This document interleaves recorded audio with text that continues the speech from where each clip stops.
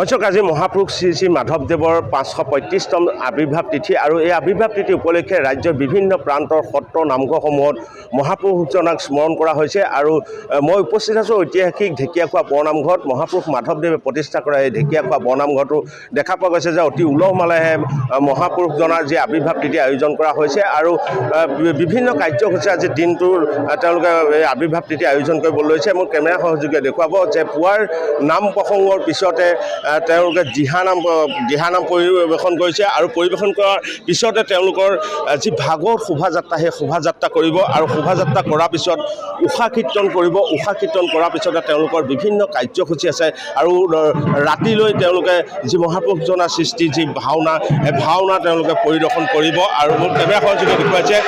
আৰু ঐতিহাসিক ঢেকীয়াখোৱা বৰনামঘৰৰ যিজন সভাপতি আছে মই সভাপতিৰ বিষয়ে যায়।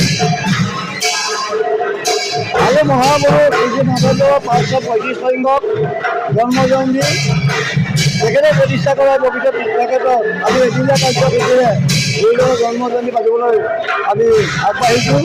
পুৱাতে আমাৰ উৎপাদন হৈ গৈছে আৰু স্থানীয় শিল্পীসকলে এতিয়া দিহানাম পৰিৱেশন কৰি আছে।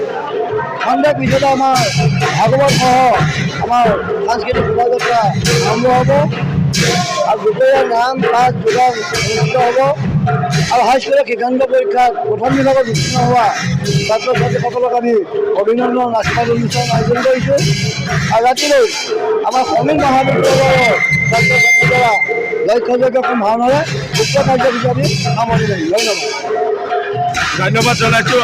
আৰু দেখা পোৱা গৈছে যে পুৱাৰ নাম প্ৰসংগৰ পিছতে যি দিহানাম পৰিৱেশন কৰা হৈছে গুৰুজনাৰ যি সৃষ্টি সেই সৃষ্টিৰ আজি তেওঁলোকে আজি স্মৰণ কৰিছে আৰু এয়া হ'ল যে ঢেকীয়াখোৱা বৰনামঘৰ পুৱাৰ ভাগৰ দৃশ্য আৰু মই পোনে পোনে যি নাম হৈ আছে দিহানাম হৈ আছে আৰু দিহানামৰ মাজলৈ মই যাবলৈ চেষ্টা কৰিম আৰু মোৰ কেমেৰা সহযোগে সামগ্ৰিক দৃশ্যাংশ দেখুৱাই থাকিব।